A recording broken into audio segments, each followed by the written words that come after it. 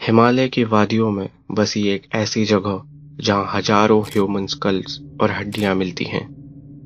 आखिर ये लोग कौन थे और इनके साथ क्या हुआ था, ये आज भी एक राज है।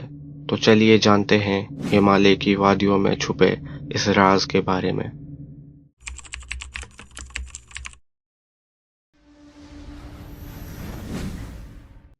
जरा सोचिए, आप 16,000 फीट की ऊंचाई पर हैं। आपके चारों तरफ बर्फीली चोटियां हैं, ठंडी हवाएं आपके चेहरे को छू रही हैं और आपके सामने एक छोटी सी लेक है। लेकिन जब आप लेक के नजदीक जाते हैं तो आप देखते हो ह्यूमन स्कल्स, लेक की बर्फ में जमी हड्डियां और एक खामोशी जो दिल में डर भर देती है। ये घटना हुई थी एक ब्रिटिश फॉरेस्ट रेंजर हरी कृष्ण माधवल के साथ, जिन्होंने रूपकुंड लेक की डिस्कवरी की थी। उन्हें लगा कि ये रिमेन्स कुछ हाइकर्स के हो सकते हैं जो इस जगह पर फंस गए होंगे।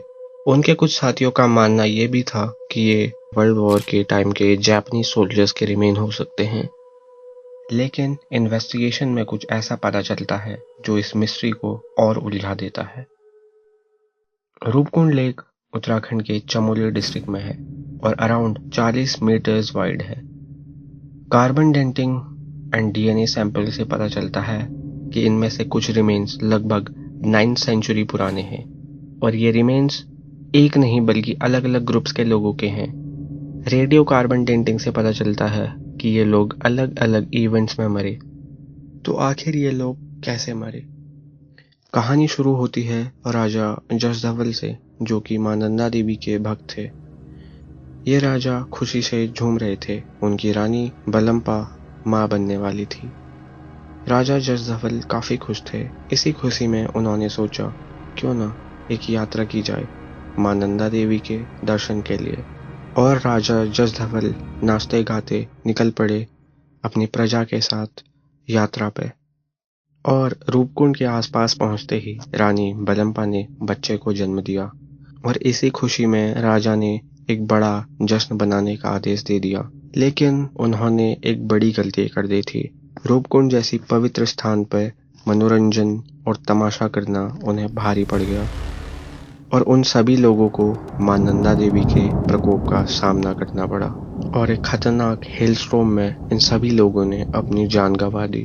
रिसर्चर्स ने जब स्कल्स एग्जामिन किए तो उन्होंने नोटिस किया इन स्कल्स में अनहील्ड फ्रैक्चर्स हैं, जो बताते हैं कि कोई हैवी ऑब्जेक्ट जैसे कोई हेलस्टॉर्म या चट्टान इन पर गिरी होगी।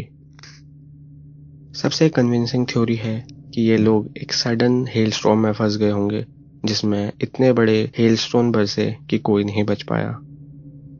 आज भी रूपकुंड लेक एक मिस्ट्री है, क्योंकि हर बार जब स्नो मेल्ट होती है नई हड्डियां और क्लूज सामने आते हैं।